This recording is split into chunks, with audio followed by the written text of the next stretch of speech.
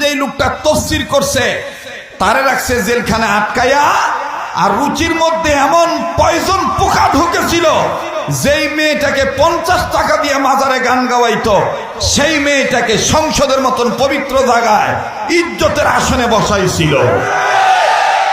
আমার বন্ধুগণ, এই কোরআন দিয়ে ব্যবসা করবা, এই কোরআন দিয়ে সমাজ চালাইবা, এই কোরআন দিয়ে রাষ্ট্র চালাইবা, এই কোরআন দিয়ে শিক্ষা ব্যবস্থা কায়েম করবা।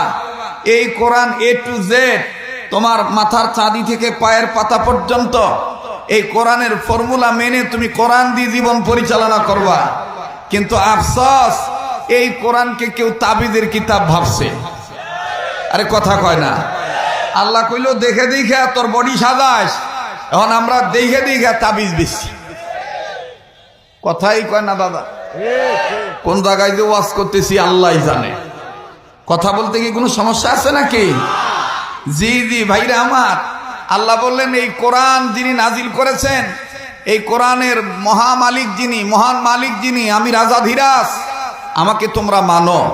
আর আমাকে যদি মানতে যাও তাহলে আমি তোমাদেরকে বলবো ইহকালে শান্তি, পরকালে যদি মুক্তি পেতে চাও, আমি রব আমার পক্ষ থেকে তোমরা যারা মানুষ, এখানে কিন্তু জামাত ইসলাম বলে নাই।